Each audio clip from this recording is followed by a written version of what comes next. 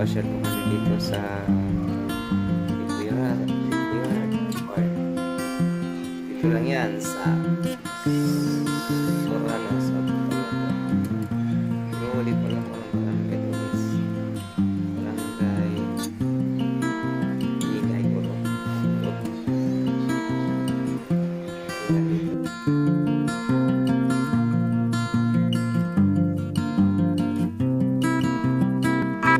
Ayan mga lods, samahan nyo kami dito, no? Sobrang ganda ng tanawin yan guys. Nakikita nyo floating rice. Papakita ko po yan sa inyo mamaya ng malapitan. Ayan mga lods, floating rice. Black rice siya lods, organic rice siya. Floating rice, dito lang yan sa Ipuyat Farm.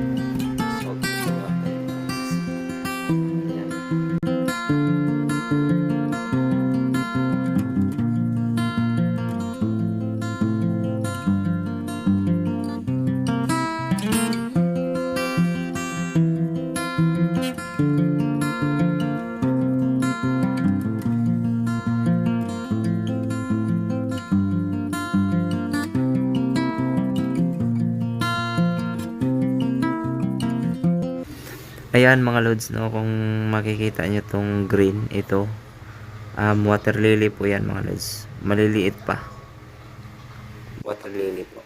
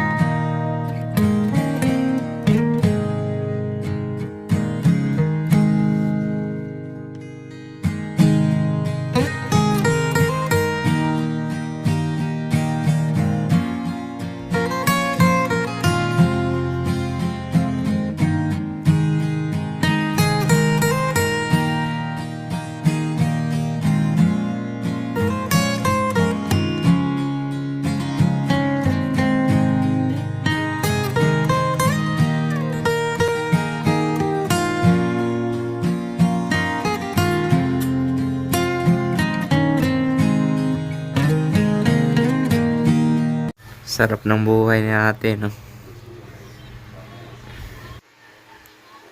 Sarap ng buhay. Sobrang presko dito mga lods. Sobrang grabe.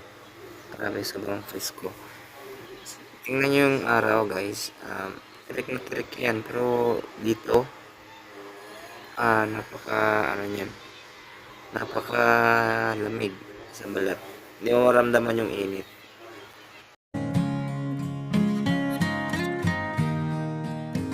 Alam niyo yung siling labuyo. Alam niyo yung siling labuyo mga lods. Ayan, siling labuyo. Ha? Sobrang anghang yan.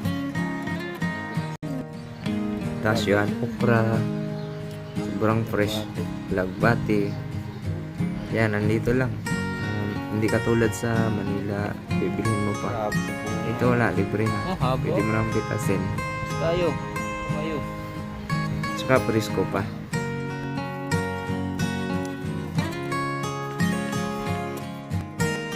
Ayan guys, no, nakakuha kami ng Taiwan shell kung tawagin sa kanila dito. Nag-umpisa po yan sa isa, tatlo hanggang napuno namin yung balde niyan. Abangan nyo yung parto guys, papakita ko yung buong legend yan. Hanggang dito na lang, ingat po kayo. God bless you all.